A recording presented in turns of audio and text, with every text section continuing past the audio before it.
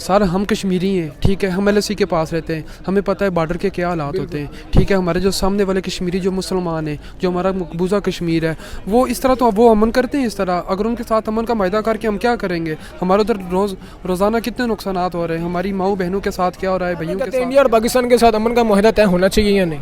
देखें जी, सबसे पहले हमारा जो पाकिस्तान और इंडिया का माहिदा तब तक तय नहीं पा सकता जब तक देखें हमारे जो भाई हैं, जो हमारी बहनें हैं, जिनकी इज्जतें पमाल की जा रही हैं। देखें अगर आप दर्द दिल रखते हैं तो आपको ये महसूस करना चाहिए कि उनके साथ जो बेहुरमती हुई हो रही है, हमारे जो नौजवान बॉर्डर पे खड़े हैं उनको बेगुनाह मार दिया जाता है, शहीद किया जाता है। तो देखें, जब तक ये मामले हमारे सेटल नहीं होंगे, हम कोई भी अमन का माहिदा उनके साथ नहीं तय कर सकते। चाहे हम कहें जी कि हमारा कल्चर या हम वैसे ही पहले पाकिस्तान इंडिया एक था, लेकिन आप देखें जब दो ममालिक के दरमियान इस कदर जंग है कि मतलब हम लोग हमारे फ़ौजी मार दिए जाते हैं, हमारे नौजवान हमारी जो कहते हैं हमें इंडिया के साथ अपनी जो अमन का माहिदा तय करना चाहिए, जो ट्रेडिंग है रुकी हुई है वो करनी चाहिए। डेफिनेटली करनी चाहिए, क्यों नहीं करनी चाहिए? इसमें हमारा बेनिफिट है, हमारी पब्लिक का बेनिफिट है, क्योंकि हमारे जो रेट्स हैं आप देख लें, प्याज जितनी भी चीज़ें हैं, ये सब्जियां जितनी वेजिटेबल्स हैं, वो सारी इंडिया से तो वो बड़ी हमारे ट्रेड था, ट्रेड तो लाजमी करनी चाहिए, क्योंकि हमारे इधर रेट्स ही इतने हाई हो चुके हैं हर चीज़ से। तो वो कस्टमर बेचारा गरीब आदमी जो है, दिहाड़ीदार है, उसकी बाइंग पावर से वैसे ही अप है, वो खरीद नहीं सकता। अभी मौजूदा हालात की बात करूँ तो मुझे ऐसा नहीं लगता कि कोई भी मुल्क चाहता है कि हम किसी के साथ भी वार वगैरह करें, जंग वगैरह करें, क्योंकि अब दौर जो है सिर्फ इकोनॉमी का दौर है। हर मुल्क हर किसी भी मुल्क की बात करूँ, अमेरिका की कर लो तो चाइना की कर लो तो इंडिया की कर लो, तो हर वो एक यही चाह रहे हैं कि वार ना हो, हम इकोनॉमी में एक दूसरे को नीचे करें। इस वाले से क्या कहेंगे फिर? सर पहली बात तो ये, हम लोग मुसलमान हैं, ठीक है, हम अपने इस्लाम को सपोर्ट करते हैं, हम अपने जो हमारा इस्लाम कहता है हम वो करेंगे। हम दूसरे अमेरिका वाले हो गए या दूसरे तीसरे, हम उनकी बातें तो नहीं मान सकते। देखें हम लोग मुसलमान हैं, हमें काफ़ी जिस तरह से आटे का बुढ़ान चल रहा है, गंदम का बुढ़ान है, उसके अलावा हम चावल का बुढ़ान चल रहा है, अगर इसी तरह से अगर दवाइयों का, जिसको हम मेडिसिन कहते हैं, उसका बुढ़ान मुल्क के अंदर आ जाएगा तो हम क्या करेंगे? फिर तो बहुत मुश्किल हो जाए, क्योंकि छोटे बच्चे हैं, उन्हें बहुत हेल्थ इश्यूज़ हैं, दवाई अवेलेबल नहीं हो जी, तो बहुत सारी डेथ्स जो हैं वो इसमें हो सकती हैं। तो ये तो बहुत बड़ा क्राइसिस हो हमारे मुल्क में। वालेकुम सर, क्या हाल है? अल्हम्दुलिल्लाह ठीक हूँ। सर, अगर मैं बात करता हूँ अपने मुल्क के अंदर मेडिकल फील्ड की बात कर लेता हूँ, जिस तरह के अपने मुल्क के अंदर उसका निज़ाम बेहतर है या नहीं? हमारा मेडिकल निज़ाम ओवेसली हर चीज़ में बेहतरी की गुंजाइश होती है, और हमारे मेडिकल निज़ाम में बेहतर भी है। हमारे जो प्राइवेट हॉस्पिटल्स हैं उसमें आप देखें बड़ी साफ़ सुथराई, क्लीनिंग ये वो ओवेसली होती है। और उसके बाद आप सर्विस हॉस्पिटल का मैंने भी हाल देखा। सर्विस हॉस्पिटल के बारे में बात कर रहे हैं। अच्छा, मेरे क्योंकि नज़र से नहीं गुजरी ये वाली खबर कि सर्विस हॉस्पिटल की स्पेसिफिकली खबर आप कुछ कह रहे हैं, तो हमारे वहाँ पे बहुत सारे पेशेंट्स को जो कि गरीब हैं, जो कि मतलब अफोर्ड नहीं कर सकते, उनको फ्री ऑफ कॉस्ट मेडिसिन दी जाती हैं। तो ये बहुत बड़ा, इससे बड़ा क्या मतलब हो सकता है? अगर हम अपने मेडिकल फील्ड को इंडिया के साथ कंपेयर करते हैं तो मुझे बताइए, अगर इंडियन मेडिकल फील्ड बेहतर है या पाकिस्तान? ऑब्वियसली मैं इंडियन बाशिंदा तो हूँ नहीं ना, इंडियन सिटीजन हूँ कि मैं उस तरीके से उसे एलेबोरेट कर सकूँ, आपको बता सकूँ कि कंपैरिजन कर सकूँ। मैंने क्योंकि हमारे पाकिस्तान के मेडिसिन का निज़ाम देखा, तो उसके देखा जाए तो काफ़ी ऑब्वियसली तब्दीलियाँ या निज़ाम में बेहतरियाँ तो होने वाली होती हैं हर जगह।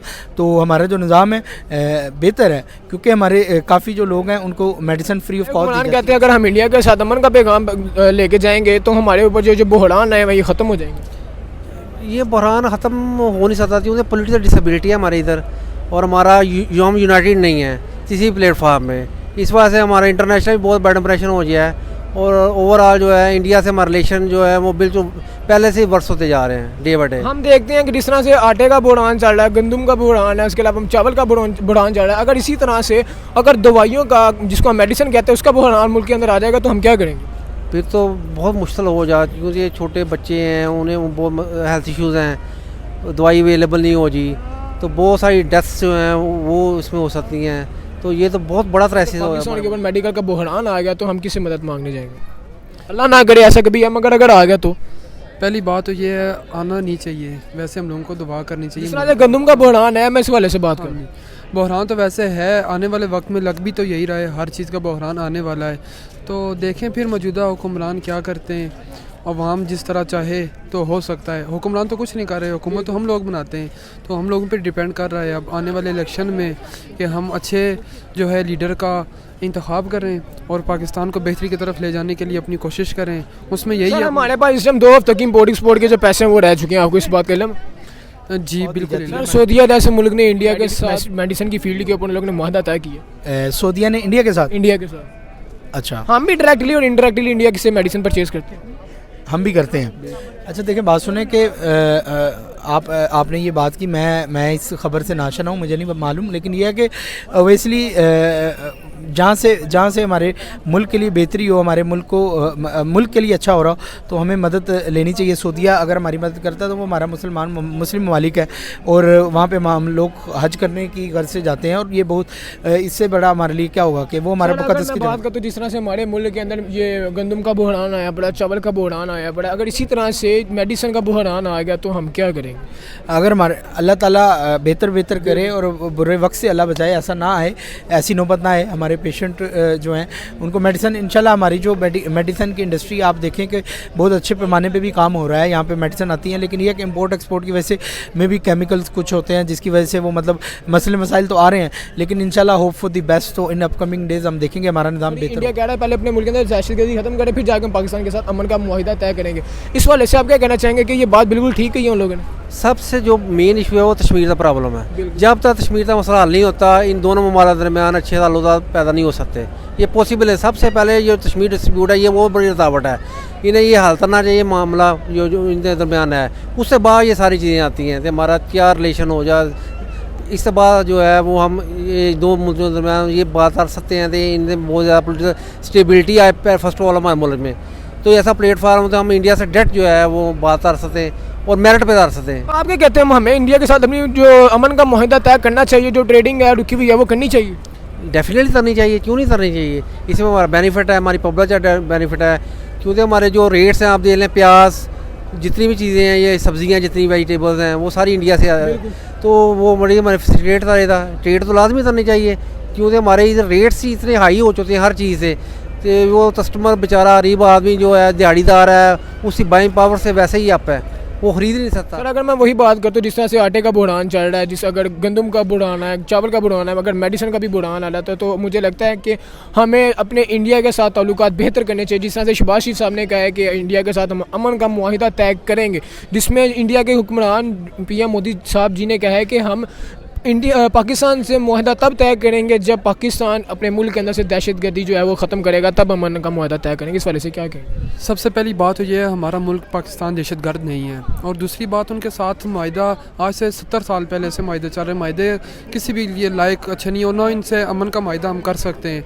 क्योंकि हम मुसलमान हैं, वो तो मुसलमान नहीं है, उनके साथ एक ही है, उनके साथ माहिदा करना ही नहीं चाहिए। उनके साथ तो हमारे पास जो है जंग से उनके साथ करनी चाहिए जंग, हम तो यही चीज़ जो सूरत हाल अभी चल रही है इसको एक साइड पर रखिए। अगर हम बात करते हैं शहबाज शरीफ साहब की बात कर लेते हैं, उन लोगों ने क्या कहा है कि इंडिया के साथ पीएम मोदी जो इंडिया के हुक्मरान है, पीएम मोदी साहब से कहा है कि हम आपसे अमन का मुआहिदा तय करना चाहते हैं, जिसमें उन लोगों ने दुबई को भी शामिल किया कि हमारा इंडिया के साथ अमन का मुआहिदा तय कर दी। मगर इंडिया ने इसके बरक्स ये कहा है कि पहले जो पाकिस्तान है वो अपने मुल्क के अंदर से दहशतगर्दी का जो निज़ाम है उसको ख़त्म करे। इस वाले से क्या कहेंगे आप?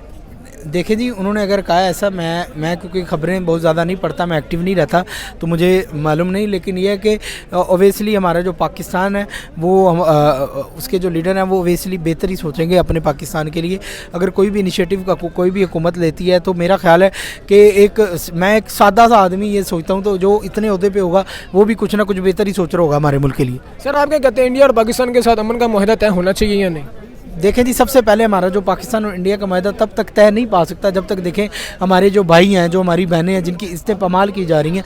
देखें अगर आप दर्द दिल रखते हैं तो आपको ये महसूस करना चाहिए कि उनके साथ जो बेहुरमती हो रही है, हमारे जो नौजवान बॉर्डर पे खड़े हैं उनको बेगुनाह मार दिया जाता है, शहीद किया जाता है।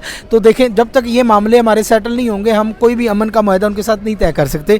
चाहे हम कहें जी कि हमारा कल्चर या हम वैसे पहले पाकिस्तान इंडिया एक था, लेकिन आप देखें जब दो ममालिक के दरमियान इस कदर जंग है कि मतलब हम लोग हमारे फ़ौजी मार दिए जाते हैं, हमारे नौजवान हमारी जो वही बात करना चाह रहा हूँ। देखिए जिस तरह से हमारे जो हुक्मरान है शहबाज शरीफ साहब, उन लोगों ने कहा था दुबई से कि हमारे इंडिया के साथ अमन का पैगाम तय करना चाहिए, मतलब हमसे रहना चाहिए कि नहीं? बिल्कुल रहना चाहिए।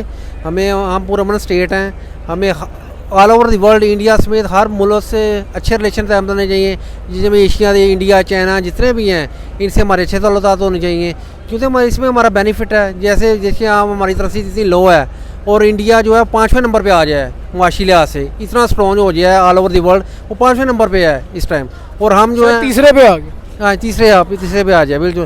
तो लाजमी हमें करना चाहिए, उनसे ट्रेड भी करनी चाहिए और ये हमारे इकोनॉमिक पॉइंट ऑफ व्यू से बहुत बेस्ट है हमारे लिए। सर अगर मैं अभी मौजूदा हालात की बात करूँ तो मुझे ऐसा नहीं लगता कि कोई भी मुल्क चाहता है कि हम किसी के साथ भी वार वगैरह करें, जंग वगैरह करें, क्योंकि अब दौर जो है सिर्फ इकोनॉमी का दौर है। हर मुल्क किसी भी मुल्क की बात करूँ, अमेरिका की कर लो तो चाइना की कर लो तो इंडिया की कर लो, तो हर वो एक यही चाह रहे हैं कि वार ना हो, हम इकोनॉमी में एक दूसरे को नीचे करें। इस वाले से क्या कहेंगे फिर? सारे पहली बात तो ये हम लोग मुसलमान हैं, ठीक है, हम अपने इस्लाम को सपोर्ट करते हैं, हम अपने जो हमारा इस्लाम कहता है हम वो करेंगे।